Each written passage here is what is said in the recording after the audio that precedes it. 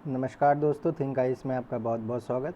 आज हम Uttar Pradesh PCS pre cum mains GS world की पुस्तक को पढ़ने जा रहे हैं। चलिए चर्चा की शुरुआत करते हैं। प्रश्न नंबर 42, उत्तर प्रदेश सरकार के द्वारा अनुसूचित जाति जनजाति के कल्याण हेतु उठाए गए कदमों का वर्णन कीजिए। सर्वप्रथम उत्तर प्रदेश में अनुसूचित जाति एवं अनुसूचित जनजाति के कल्याण हेतु समाज कल्याण विभाग की स्थापना 1955 में की गई। 1955 में इससे अलग कर उत्तर प्रदेश SC/ST कल्याण विभाग की स्थापना की गई। इस विभाग की देखरेख में इन वर्गों के लिए कई योजनाएं प्रारंभ की गईं, जैसे छात्रवृत्ति योजना, बुक बैंक योजना, प्राथमिक पाठशालाओं में अनुदान, राजकीय आश्रम पद्धति के विद्यालयों एवं छात्रावासों की स्थापना, निःशुल्क बोरिंग योजना, स्पेशल कंपोनेंट योजना आदि। प्रदेश में सरकारी सेवाओं तथा शिक्षण संस्थाओं में SC/ST के लिए 23% सीटें आरक्षित हैं, जबकि राज्य विधानसभा में 89 सीटें इस वर्ग हेतु सुनिश्चित की गई हैं। अस्पृश्यता की भावना समाप्त करने तथा उन पर होने वाले अत्याचारों से रक्षा के उद्देश्य से केंद्र सरकार द्वारा पारित कानून नागरिक संरक्षण अधिनियम 1955 एवं अनुसूचित जाति और जनजाति अत्याचार निवारण अधिकार को पूरे देश में लागू किया गया है। साथ ही अनुसूचित जाति एवं जनजाति के मामलों का तेजी से निस्तारण करने के लिए 40 जिलों में विशेष अदालतों का गठन किया गया है। अब बात करते हैं दिव्यांगजन अधिकार अधिनियम 2016 को भारत में दिव्यांगजनों को अधिकार प्रदान करने व उनके सशक्तिकरण में एक बड़ा कदम माना जा रहा है। मूल्यांकन कीजिए। साथ ही उत्तर प्रदेश दिव्यांगजन नियमावली 2017 पर भी प्रकाश डालिए। विभिन्न श्रेणी के दिव्यांगजनों के कल्याण के लिए केंद्र सरकार ने निःशक्तिजन समान अवसर अधिकार संरक्षण और पूर्ण भागीदारी अधिनियम 1945 को निष्प्रभावी कर दिया है। इसी के साथ केंद्रीय सामाजिक न्याय एवं अधिकारिता मंत्रालय के दिव्यांगजन सशक्तिकरण विभाग ने दिव्यांगजन अधिकार कानून 2016 बनाया है, जो अप्रैल 2017 से पूरे देश में लागू है। इस अधिनियम में दिव्यांगजनों के कल्याण, हित संरक्षण एवं उनकी समस्याओं के निराकरण के संबंध में विभिन्न प्रावधान किए गए हैं। साथ ही राज्य सरकारों से इन्हें प्रभावी ढंग से लागू करने की अपेक्षा की गई है। दिव्यांगजन अधिकार अधिनियम के तहत निम्नलिखित नवीन प्रावधान किए गए हैं। दिव्यांगता के स्वरूपों की मौजूदा संख्या 7 से बढ़ाकर 21 कर दी गई है और इन स्वरूपों की संख्या में और अधिक वृद्धि करने की शक्ति केंद्र सरकार को प्रदान की गई है। बेंचमार्क दिव्यांगता से ग्रस्त व्यक्तियों का तात्पर्य उन व्यक्तियों से है जो अधिनियम द्वारा विनियमित कम से कम 40% विकलांगता से ग्रसित है। बेंचमार्क दिव्यांगता से ग्रसित व्यक्तियों के लिए उच्च शिक्षा, सरकारी नौकरियों, भूमि आवंटन, गरीबी उन्मूलन योजनाओं आदि में आरक्षण जैसे अतिरिक्त लाभ उपलब्ध कराए गए हैं। 6 से 18 वर्ष की आयु के बेंचमार्क दिव्यांगता से ग्रस्त बच्चों को मुफ्त शिक्षा प्राप्ति का अधिकार होगा। सरकारी प्रतिष्ठानों की रिक्तियों में आरक्षण निर्दिष्ट व्यक्तियों या बेंचमार्क दिव्यांगता से ग्रस्त व्यक्तियों के वर्ग के लिए 3% से बढ़ाकर 4% कर दिया गया है। केंद्रीय और राज्य स्तरों पर सलाहकार बोर्ड की स्थापना का प्रावधान है। दिव्यांगजनों को वित्तीय सहायता के लिए राष्ट्रीय और राज्य निधि का निर्माण किया जाएगा। दिव्यांगजनों के अधिकारों के उल्लंघन से संबंधित मामलों के निपटान हेतु प्रत्येक जिले में विशेष न्यायालय गठित किए जाएंगे। हालांकि कुछ मामलों में अधिनियम की आलोचना भी की जा रही है, जिसे निम्नलिखित बिंदुओं के आधार पर समझ सकते हैं। पहला, अधिनियम के दायरे में विकलांगता या दिव्यांगों की संख्या बढ़ाने के बावजूद भी आरक्षण 4% ही रखा गया है। तो अधिनियम के दायरे में दिव्यांगताओं की संख्या बढ़ाने के बावजूद भी आरक्षण 4% ही रखा गया है, जबकि 2014 के विधेयक में यह 5% था।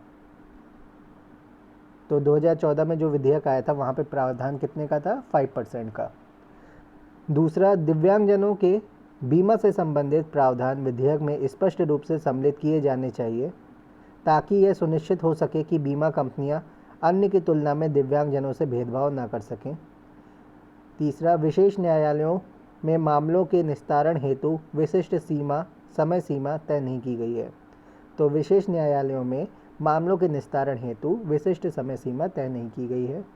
इस प्रकार स्पष्ट है कि कुछ आलोचनाओं के बावजूद यह अधिनियम दिव्यांगजनों के सशक्तिकरण को बढ़ावा देने के अपने लक्ष्य को प्राप्त करने में सक्षम है।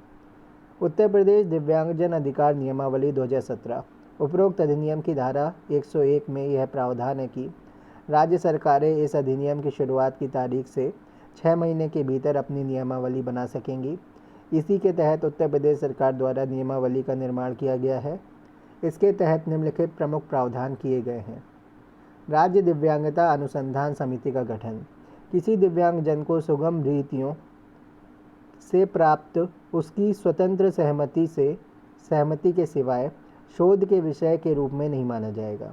तो किसी दिव्यांगजन को सुगम रीतियों से प्राप्त उसकी स्वतंत्र सहमति के सिवाय शोध के विषय के रूप में नहीं माना जाएगा। कुछ बच्चों को शोध के रूप में इस्तेमाल करते हैं। जब वो दिव्यांग होते तो उनके घर परिवार वाले छोड़ देते हैं, तो उसके बाद उन पर तरह तरह के एक्सपेरिमेंट किए जाते हैं, नई दवाओं के एक्सपेरिमेंट किए जाते हैं। तो इन सब के लिए भी यहाँ पे प्रावधान किया गया है। जिला स्तरीय समिति की संरचना को परिभाषित किया गया है। राज्य आयुक्त की नियुक्ति की अर्हताएँ निर्धारित की गई हैं। दिव्यांगजनों के लिए राज्य निधि व उनके प्रबंधन का निर्धारण किया गया है। अब बात करते हैं विरासत अभियान पर संक्षिप्त टिप्पणी कीजिए। हाल ही में उत्तर प्रदेश सरकार द्वारा राज्य में ज़मीन के झगड़ों को ख़त्म करने के लिए विरासत अभियान शुरू किया गया है। तो विरासत अभियान का उद्देश्य ज़मीनी झगड़ों से जुड़े अपराध में कमी लाना, आपकी ज़मीन आपका अधिकार, सबको मिले अपना उत्तराधिकार के संकल्प की प्राप्ति। इस अभियान से तहसील कर्मियों की मनमानी पर रोक लगेगी। विरासत अभियान की विशेषताएं। अभियान के दौरान यूपी में लगभग 1,08,000 राजस्व गांवों में कई सालों से लंबित पड़े विरासत के मामलों का निस्तारण किया जाएगा। विवादों के निस्तारण के बाद शासन के वरिष्ठ अधिकारी इसका सत्यापन करेंगे। यह अभियान उत्तराधिकारी को उसकी ज़मीन अधिकार समेत देगा। इसके तहत राजस्व तहसील अधिकारियों द्वारा राजस्व ग्रामों में खतौनियों को पढ़ने की प्रक्रिया एवं लेखपाल द्वारा सर्वे कर ऑनलाइन भरा जाएगा। प्राप्त आवेदनों के संबंध में लेखपाल जांच करेंगे और कोई गलती पाए जाने पर लेखपाल अगर इससे असहमत हैं तो उसके कारणों का स्पष्ट उल्लेख करना होगा। अभियान 2 महीने तक चलाया जाएगा। डीएम, एडीएम, एसडीएम या जिले के स्तरीय अधिकारियों की ओर से निर्विवाद उत्तराधिकार के सभी लंबित प्रकरणों को पूरा किया जाएगा। इस प्रकार यह योजना जहां गाँव में उत्तराधिकार को लेकर होने वाली ज़मीनी विवाद को ख़त्म करेगी, वहीं सरकारी कर्मचारियों की जिम्मेदारी भी तय करेगी। उत्तर प्रदेश में चलाए जा रहे मिशन शक्ति अभियान के उद्देश्यों को बताइए।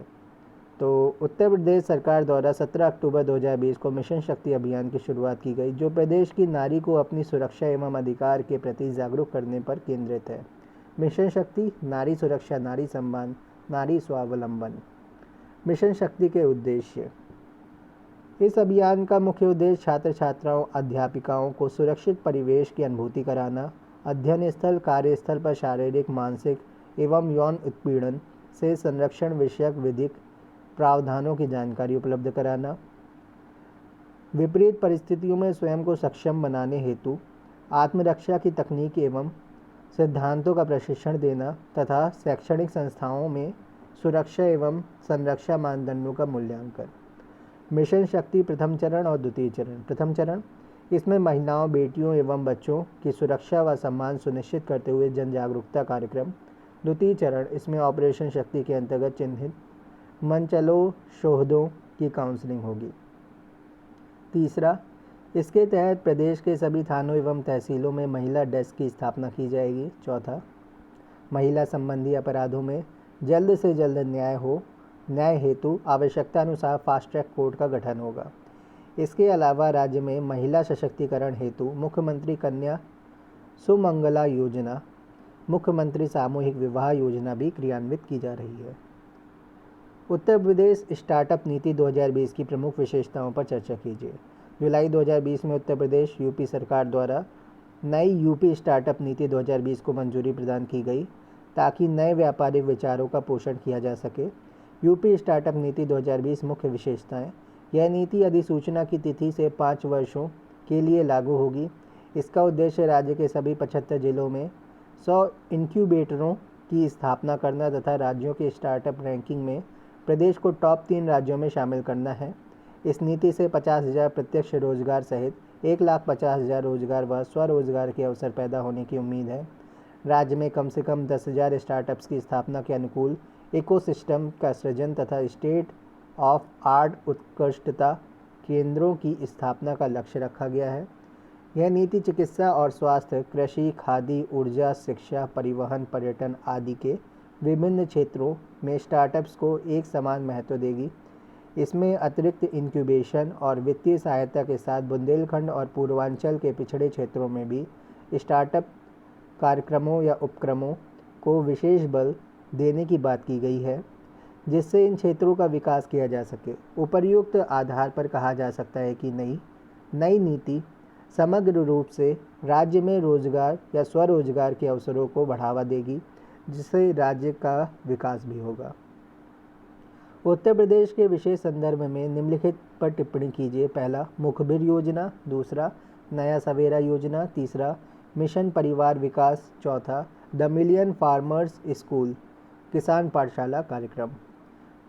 पहला देख लेते हैं, मुखबिर योजना। कन्या भ्रूण हत्या, जो फीमेल इन्फेंटिसाइड होता है, चाइल्ड इन्फेंटिसाइड होता है, उसके लिए बता रही है। कन्या भ्रूण हत्या को रोकने हेतु उत्तर प्रदेश सरकार द्वारा 24 जून 2017 को मुखबिर योजना की शुरुआत की गई। इस योजना का मुख्य उद्देश्य घटते लिंगानुपात पर प्रभावी रोक लगाना है। इसके तहत भ्रूण हत्या से संबंधित सूचना जनता से गोपनीय रूप से प्राप्त की जाएगी। इस सूचना के आधार पर विशेष लिंग की भ्रूण हत्या के अद्यत कार्य में संलिप्त व्यक्तियों के विरुद्ध दंडात्मक कार्यवाही की जाएगी। साथ ही गोपनीय सूचना देने वाले को 2 लाख रुपए की प्रोत्साहन राशि भी दी जाएगी। नया सवेरा योजना श्रमिक बच्चों को बाल श्रम से मुक्ति दिलाने तथा इनका सामाजिक, शैक्षणिक एवं नैतिक विकास करने के उद्देश्य से उत्तर प्रदेश के श्रम विभाग द्वारा 16 जून 2017 को नया सवेरा योजना प्रारंभ की गई। इसके तहत बाल श्रम से सर्वाधिक प्रभावित 20 जिलों के चिन्हित ग्रामों को बाल श्रम से मुक्त किए जाने हेतु डोर टू डोर सर्वेक्षण कर तथा 14 वर्ष से कम आयु के सभी कामकाजी बच्चों को सूचीबद्ध कर इनको विद्यालय में भेजकर इन्हें तकनीकी ज्ञान उपलब्ध कराया जाएगा। मिशन परिवार विकास 11 जुलाई 2017 को विश्व जनसंख्या दिवस पर उत्तर प्रदेश सरकार के परिवार कल्याण मंत्रालय द्वारा प्रदेश के बलरामपुर से अधिक प्रजनन दर वाले 57 जिलों के लिए भारत सरकार की योजना मिशन परिवार विकास का शुभारंभ किया गया। सकल प्रजनन दर 3 या इससे अधिक वाले इन जिलों में जागरूकता के लिए सारथी अभियान की भी शुरुआत की गई है, जिसका उद्देश्य परिवार कल्याण संबंधी संदेशों का प्रचार प्रसार करना है। मिशन परिवार विकास की शुरुआत के अवसर पर परिवार में शीघ्र वृद्धि की इच्छा न रखने वाली महिलाओं को अंतरा गर्भ निरोधक इंजेक्शन तथा हार्मोन रहित सेंट्रोकोमल गोली यानी छाया प्रदान कर परिवार कल्याण कार्यक्रमों की ग्राह्यता या ग्राहकता बढ़ाने की भी शुरुआत की गई है। द मिलियन फार्मर्स स्कूल किसान पाठशाला कार्यक्रम उत्तर प्रदेश सरकार द्वारा 5 दिसंबर 2017 को प्रारंभ इस कार्यक्रम के अंतर्गत 15,000 पाठशालाओं के आयोजन के माध्यम से प्रदेश के लगभग 10 लाख किसानों को मिट्टी के स्वास्थ्य के संरक्षण व संवर्धन के संबंध में जागरूक करने सहित किसानों की आय दुगनी करने के लिए कृषि एवं अन्य संबंधित विभागों द्वारा संचालित कार्यक्रमों की जानकारी प्रदान की जाएंगी। इस योजना का लक्ष्य वर्ष 2022 तक किसानों की आय दोगुनी करना है। इस उद्देश्य की प्राप्ति के लिए किसानों को अत्याधुनिक कृषि तकनीकों से अवगत कराना है। तो जितने भी न्यू इनोवेशंस हैं और नई नई टेक्नोलॉजी है उनसे किसानों को अवगत कराना है। किसानों को आईटी सेक्टर से जोड़ना है। किसानों को औद्योगिक, मत्स्य पालन और पशुपालन जैसे विभिन्न क्षेत्रों की योजनाओं की जानकारी देना है। उत्तर प्रदेश मुख्यमंत्री कन्या सुमंगला योजना के बारे में संक्षेप में बताइए। तो यहाँ पे साइड में आप देख लीजिए, बेटियाँ हैं घर की शान, उनकी शिक्षा और स्वास्थ्य पर रखें पूरा ध्यान। तो ये मुख्यमंत्री कन्या सुमंगला योजना है। योजना की श्रेणियाँ तथा धनराशि देख लेते हैं। प्रथम श्रेणी में बालिका के जन्म होने पर 2,000 रुपये, द्वितीय श्रेणी में 1 वर्ष तक के पूर्ण टीकाकरण पर 1,000 रुपये, तृतीय श्रेणी में कक्षा 1 में प्रवेश पर 2,000 रुपये, चतुर्थ श्रेणी में कक्षा 6 में प्रवेश पर 2,000 रुपये, पंचम श्रेणी में कक्षा 9 में प्रवेश पर 3,000 रुपये और षष्ठम श्रेणी में 10वीं 12वीं उत्तीर्ण करके स्नातक और 2 वर्षीय या अधिक अवधि के डिप्लोमा कोर्स में प्रवेश पर 5,000 रुपये। योजना की पात्रता हेतु अर्हता है उत्तर प्रदेश का स्थायी निवास प्रमाण पत्र हो, परिवार की वार्षिक आय अधिकतम 3 लाख रुपये, अधिकतम 2 ही बच्चियों को योजना का लाभ मिलेगा, परिवार में अधिकतम 2 बच्चे हों। आवेदन की प्रक्रिया।